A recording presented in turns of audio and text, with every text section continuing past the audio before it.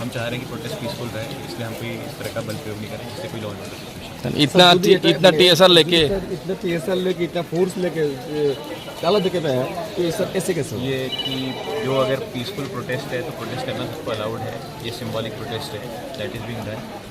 ये बल प्रयोग हम करेंगे अगर वायलेंस होगी तो then we will। तो इतना टीएसआर आने की जरूरत नहीं था, 400 टीएसआर लेके। प्लान था पहले क्या प्लान था ऐसा नहीं है प्लान है। जब आप 10 लोग आए ताला दीजिए नहीं, जाइए ये देखिए कि they have right to protest peacefully, they are protesting and from our side हम लॉ एंड ऑर्डर मेंटेन करना है हमें कि किसी की जान माल को कोई प्रकार का खतरा ना हो, तो दैट इज़ आवर प्रायोरिटी। तो उनकी परमिशन दवाई ये 10 जनों को आने की हमने परमिशन दी थी। तो ताला कितना तक रहेगा सर?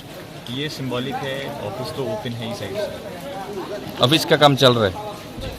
तो सर बाहर का लोग अंदर कैसे जाएंगे और अंदर के लोग बाहर कैसे आएंगे? ये प्रोटेस्ट जो है जो आप देख रहे हैं कि अभी सिंबॉलिकली दे हैव प्रोटेस्टेड और ऑफिस जो है पहले ही लोग आ चुके हैं।